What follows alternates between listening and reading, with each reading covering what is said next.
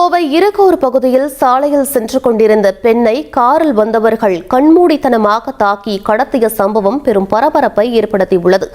தீபம் நகர் அருகே நடந்த இந்த சம்பவம் சிசிடிவியில் பதிவாகி பெண் அலறிய காட்சிகள் அதிர்ச்சியை ஏற்படுத்தியுள்ளன.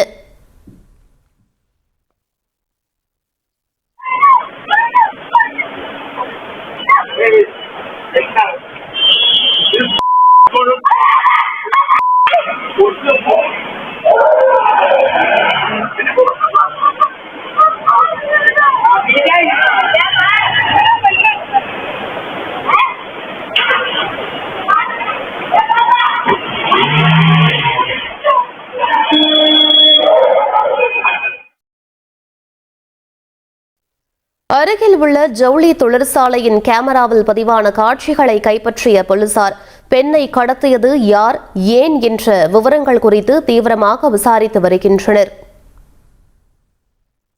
2 பேர் அந்த பொண்ணை அடிச்சு கழுத்து பிடிச்சி தூக்கி காருக்குள்ள தள்ளி டோர் சாத்தி போறதா சொல்றாங்க. அவங்களும் கத்தி இருக்காங்க, அந்த பொண்ணு அலறி இருக்கு. ஆனா இது எல்லாம் எப்படின்னு கேட்டீங்கன்னா, இப்ப இது எங்களுக்கு பார்க்க போது பார்த்தா இது ஒரு புதுமையா தெரியுது. இதெல்லாம் நம்ம எங்க தமிழ்நாட்டில் தான் இருக்கிறோமா, இல்லை எங்க இருக்கோம்? இது யாரை குறை சொல்றது? ஆட்சியாளர்களை குறை சொல்றதா, அரசியல்வாதிகளை குறை சொல்றதா, யாரு சொல்றது?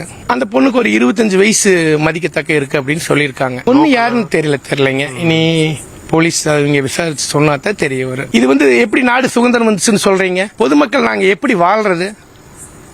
ஒரு வேலைக்கு ஒரு பெண்கள் போயிட்டு எப்படி தைரியமா வருவாங்க? இது வரைக்கும் அப்படி இல்லை. இன்னைக்கு அப்படி நடந்திருக்குதுங்க போது நமக்கே பயமா தான் இருக்கு. 6 மணிக்கு 7 மணிக்கு மேலேனாலே நடக்கிறது கொஞ்சம் இதா தான் இருக்கு.